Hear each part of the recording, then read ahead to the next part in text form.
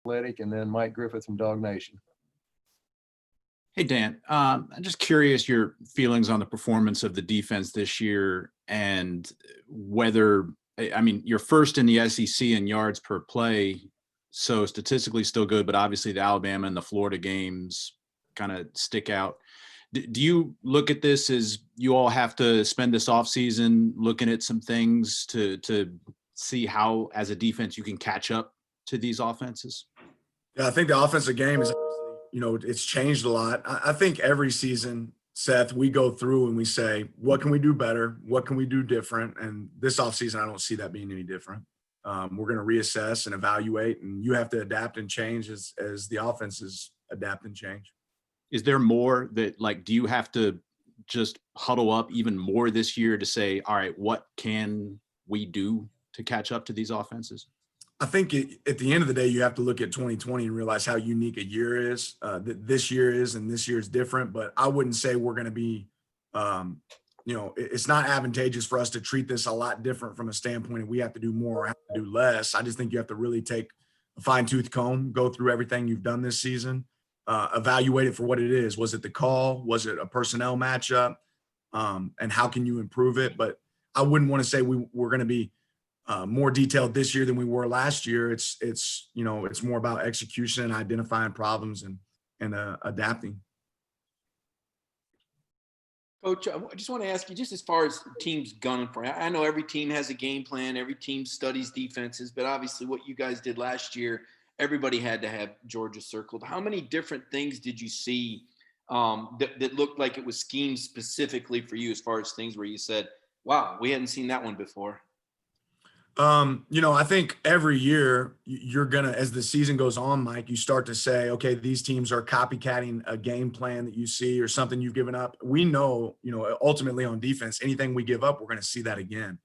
Because like you said, teams are looking for a way to attack us. And I think that's certainly showed up, but that's pretty consistent with each year. Whenever teams haven't had a lot of success running the ball on us this year. So they have to find unique ways to run the ball. What's been successful, what's not. And same thing goes with the passing game.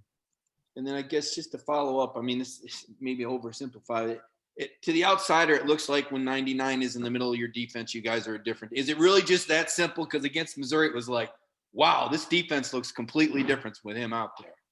Yeah, I mean, there's a difference when 99's on the field, no doubt. Jordan makes us a much better defense. I also think Missouri's scheme was a little bit different in what they did. You'll see we did some different stuff against Missouri as well. Each team you have to assess it. Each game's a new game. Each Saturday is a new Saturday, and you roll out a different plan and ready to execute. But it definitely helps when we have Jordan inside. I know Nakobe appreciates Jordan being out there in front of him.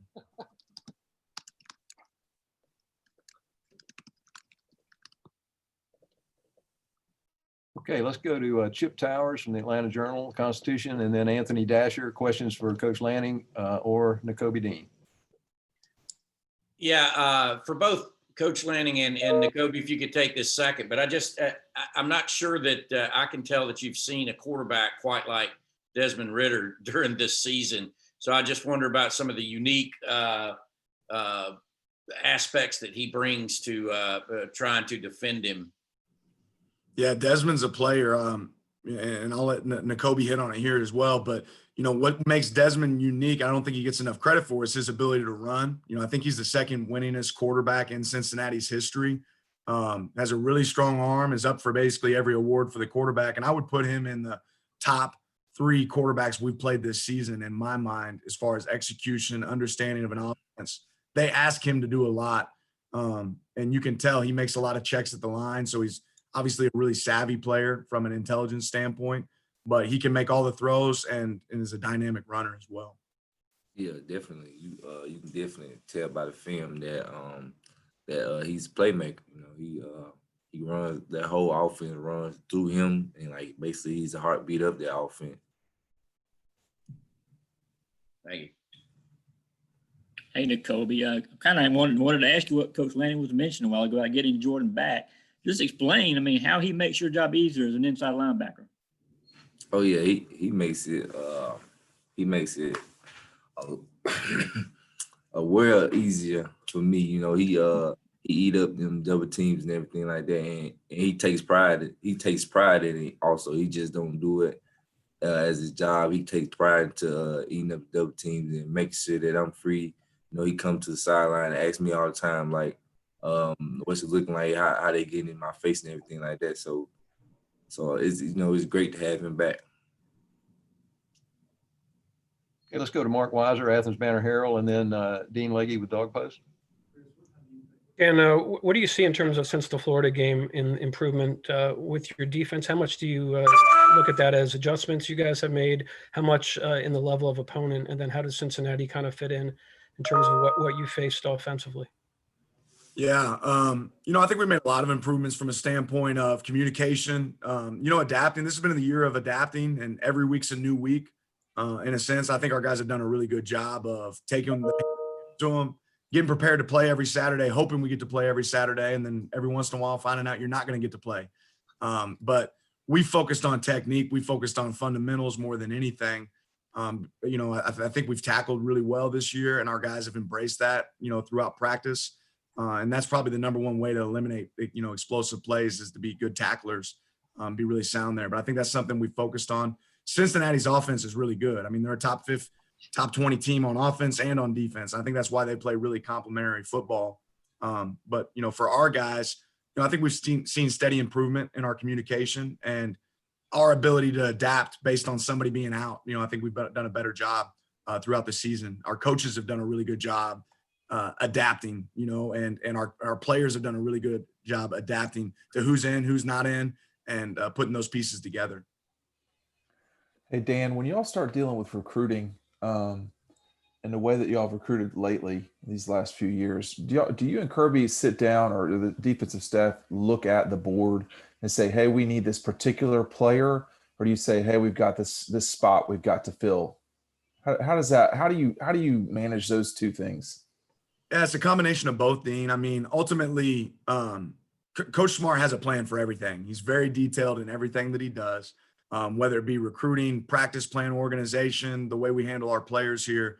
But yeah, there's a certain roster number that you're looking for kind of at each position. And then you have to assess need over, you know, position need over, you know, what do we utilize? You know, this defense has changed over time based on the offenses we face as well. Like how many 300-pounders do you need on your roster as opposed to how many DBs? So I think that's all a piece of it. We're trying to find the right guys that fit within the system that we run defensively, but enhance, you know, what we can do and build upon, if that answers your question. All right, let's go to Jake Rowe, Dawgs 247, and then to Jay Black, WSB Radio. Coach, when you look at all of the different options and players that you could have that could decide to move on and that could decide not to play in this game or even declare after the game, is it exciting to kind of get them all back, or the ones that are sticking around? I know Kirby has said you guys are excited about the ones that are going to be playing in this game, but you know, seeing guys like Malik who's bound for the Senior Bowl and you know, Jordan Davis, who probably could go to the NFL after this year if he wanted to, Devontae Wyatt. How exciting is that to see those guys come back and a chance to coach them once again? I'm thrilled about every single guy we have in our program. You know, obviously the guys you mentioned are guys we're really, really excited about. That certainly doesn't change. My ultimate goal as a coach is that these guys can achieve at the highest level. You know, they reach all their goals here at Georgia, and then they have the opportunity to play long careers, you know, in the NFL if God's willing. And that's exciting for me to have those guys have those opportunities. I think ultimately we talk about the opportunity to come get a first-class education at Georgia, play really elite defense against the best competition. And I think that's really appealing for our players to have the opportunity to do that. So I know I'm excited to coach these guys. I'm blessed to be in the situation I'm in every day to coach the players that we get to coach here at Georgia.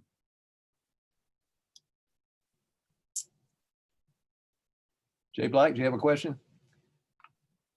All right, let's go to Charles Odom from the Associated Press, and then David Pascal from Chattanooga. For Coach Lanning, you mentioned at the start, this has just been a different year. Do you think that there is a direct relationship between COVID and scoring being up nationally? I don't know that I'd say that. Yep, maybe, probably. I don't know the answer to that, Charles. I know that ultimately, offenses are ahead of the curve right now, and you could say it's related to COVID, but I know within our walls that we have a standard of defense here that we take a lot of pride in, and that doesn't change based on situation. We take a lot of pride in our mental agility and our ability to adapt. But if you sat here and said that offenses aren't scoring more points, you'd be lying. That's obviously happening. So we have to continue to adapt and build off of that. Is some of that related to COVID? Yeah, probably.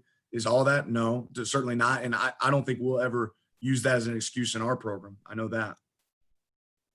Yeah, this is for Dan and Nakobe. Kirby said a couple of nights ago that Monty Rice has not been really full strength since the Alabama game. I was just curious I know you're not into making excuses, but what adjustments has that resulted for both you, Dan, and Nakobe?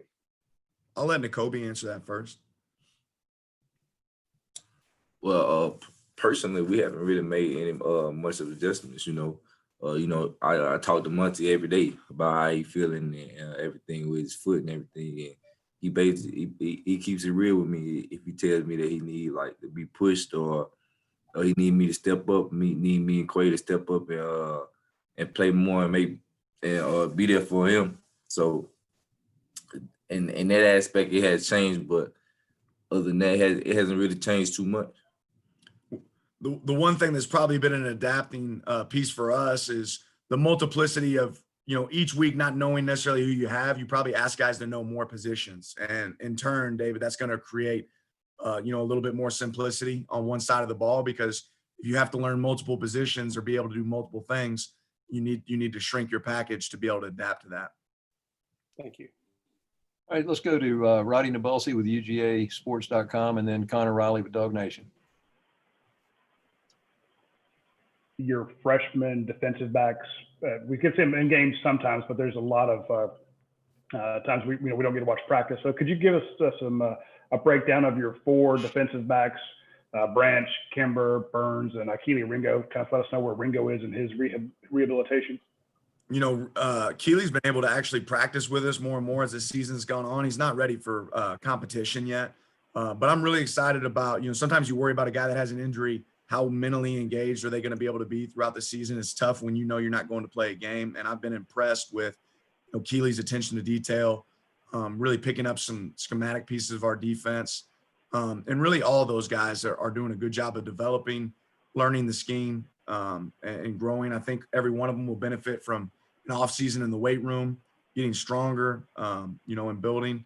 But yeah, each one of those guys have done a good job of being engaged, ready for their opportunity. And there's a great chance you could see them, within some of these games, whether it be this next game or in the near future. Hey, Dan, Aziz is someone who was, speculated on whether or not he was going to play or not, but he is. How does he, how has he improved this year as a player, and what does he bring to your defense? Aziz is a lead by example guy. He does exactly what you ask him to do. From a player standpoint, I think he's just become more refined each year. You talk about player improvement from where he's come from when he first got here to what he's become, this year. His ceiling's really high. I think he's developed a lot of trust within our players. They trust that Aziz is going to do his job. And he's also a guy, talk about players, everybody wants to work on what they're good at. Aziz is a guy that's attacked his weaknesses and said, hey, here's the things I want to improve. And you see that show up on film. I think he can pass rush on anybody in our league. I think he's really good at setting the edge and playing the run, which is something you have to be able to do both in the SEC. You can't be one or the other. All right, let's go to Brandon Sudge, Macon Telegraph, and then Palmer with Dawgs 247. Hey, Dan, so in terms of your defense, how much did everything change when you didn't have Richard after the Kentucky game? I mean, how important has he been to your defense and the potential of having him back? How much does that excite y'all for Friday afternoon game? Ultimately, if you look at Richard's career at Georgia, Richard's been a playmaker, and it's exciting when that guy brings a certain level of energy and juice when he's on the field. He finds himself around the ball. That's really exciting. We don't just completely change our entire scheme because one guy's in or out, but when you have experience, there's nothing that replaces experience on the football field. And Richard has a lot of experience, suiting up for the Georgia Dogs. So that's a big piece of it for Richard. and certainly excited if we get an opportunity to see him on the field. Along those same lines, how would you assess the play of Chris Smith this season in replacement of Richard? Yeah, I think Chris has done a good job being adaptable and ready. And Chris is a guy that's, been patient, waited his turn. You always point out guys beginning of the season, you don't know when your moment's going to come, but we're going to know when you're ready. And you get out there on the field and ready to perform. I think Chris has done a good job of that, operating within the scheme. And he's gotten the more reps Chris has gotten, the better he's gotten each week. Okay, we've got time for maybe 2 more questions, and let's let anyone who wants to jump in go ahead. Hey, Dan, this is Dean Legge again. I wanted to ask you, was there a time in the season or a moment in the season when you realized how bad the pandemic was and how bad y'all were how difficult it was for y'all to deal with it, and not just in theory, but in practice?